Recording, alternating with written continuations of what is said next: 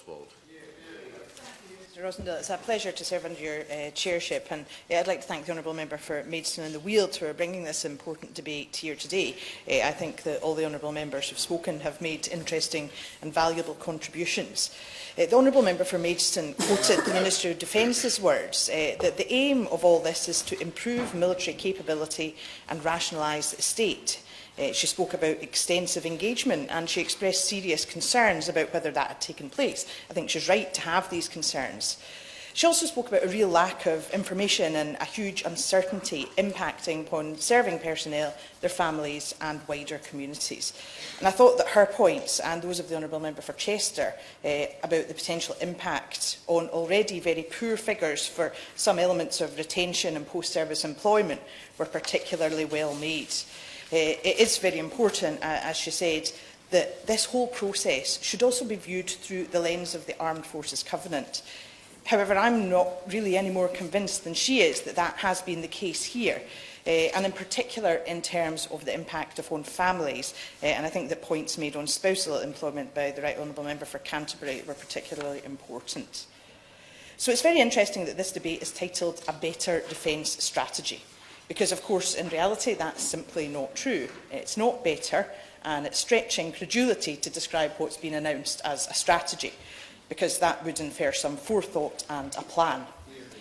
And we know that this government doesn't have a great history with plans, and this is a case in point. We've heard from the Honourable Member for Strangford about the staggering lack of ongoing investment and maintenance over recent years. And this strategy, if you can really call it that, is essentially a farce. It aims for the loss of a fifth of the entire Scottish defence estate. That is extremely important and very concerning. And these plans do have a real impact on the ability to provide a conventional defence. We've heard about the lack of consultation with either the public or with our Scottish Government, but the aim to close so many bases, many of which are of historic and cultural significance to our communities, as described very eloquently today, and all of which provide stability and important economic value to the serving personnel and their families and to the host communities. So this lack of proper consultation actually leaves it somewhat unclear whether any of that has been properly taken into account. We did anticipate that there would be cuts, but the volume proposed for Scotland is crushing, and the justification for it is simply missing in action. I asked the Minister some written questions about the plans, because I was keen to understand what was proposed and what the financial projections were that could have led to these devastating decisions. But the answers I got back have sadly left me no clearer. I'd queried what savings would be achieved in running costs in each of the 10 years of the infrastructure reform programme. The Minister, who I have great respect for, told me what savings it was hoped to achieve over the piece, £140 million over 10 years, rising to nearly £3 billion by 2040, all apparently to be reinvested back into defence. So that's interesting, but it didn't answer the question, which I think was a valid one. So I tried again. This time I asked what capital investments were planned and what receipts were planned to be realised in each of the 10 years. And I thought that was quite straightforward, because clearly the Ministry of Defence would not have a plan that they had not based on proper financial metrics, would they? So, this time the answer was, well, it was the same as the first answer, and it helpfully clarified that the profile across the 10-year programme is being refined, which in plain English means they don't know. I think the Honourable Member for Berwick said that a little bit more politely. So they've announced this hugely important and hugely destructive programme for Scottish defence estates without doing the maths. And that is outrageously irresponsible. And the Scottish Armed Forces personnel, their families and the local communities will feel gravely let down by this back-of-a-cigarette packet approach to their lives. The Honourable Member for Chester spoke powerfully about the impact on personnel and children, which is hugely important. And the rest of us might reflect on how comfortable we are with our conventional defence footprint being planned with this kind of so-called strategy. So what exactly are we looking at? What is the scale of the cuts? My honourable friend, the member for Inverness, Nairn, Badenoch and Strathspey, pointed out that the Black Watch will leave their historic home at Fort George with the loss of more than 700 jobs and £16 million a year to the Highland economy. The Army Barracks at Redford and Craigiehall in Edinburgh and the historic Glencourse in Midlothian, home to 2 Scots, are to be axed. For giving way.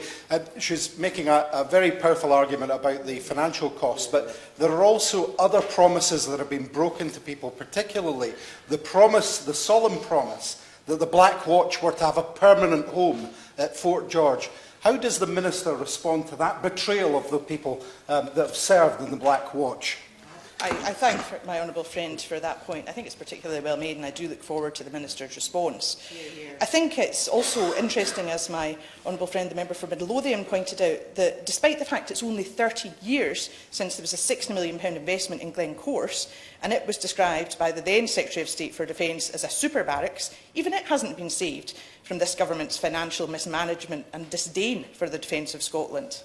No wonder Mark Sorotka, the General Secretary of the PCSU, is expressing such concern, saying that they throw the future into doubt for thousands of staff. Because even if numbers of service personnel remain steady, there will be significant civilian job losses, estimated at 700 at Fort George and 200 in Stirling. Unite called the closures brutal and emphasised the impact on our local communities, because as the MOD should know, in many instances, the bases earmarked for closure are at the heart of local communities. They do provide a source of decent and secure employment.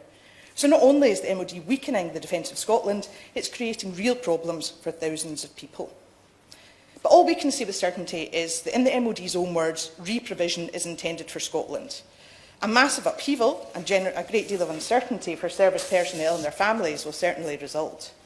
But all this, with the staggering lack of detail and clarity, which my honourable friend, the member for Edinburgh South West, described so well, is causing huge concern and uncertainty and throwing huge doubt on the programme and on defence planning and provision for Scotland.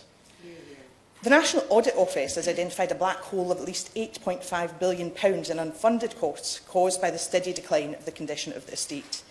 They say there's significant risk that the poor condition of the estate will affect the Department's ability to provide the defence capability needed.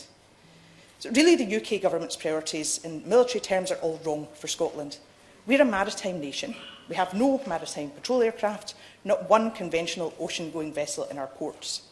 And we do have grave concern that as our conventional capability shrinks further and further to pay for nuclear weapons, increasingly the United Kingdom's last line of defence is becoming its first and only line of defence. And the announced closures are, as my honourable friend so well put it, the latest in a series of betrayals and the breaking of promises made to the Scottish people before the independence referendum, when we were told time and again that defence jobs would only be protected in the Union, and we were threatened with dire repercussions in the event of a yes vote. Then Secretary of State for Defence Philip Hammond claimed that in the event of independence, Scottish people would not benefit from anything like the level of security or prosperity provided by UK armed forces and the defence industry.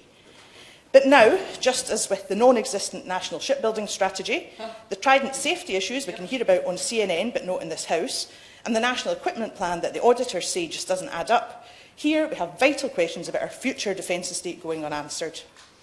This government is full of warm words for our forces. Perhaps the Minister will take this opportunity to update us on what he's doing to secure the return of Billy Irving and the Chennai Six. But in reality, it sometimes seems just to be words, and this UK government seems quite unable to ensure the defence of the realm. The UK government has failed in its first duty to its citizens. It has betrayed the people of Scotland yet again.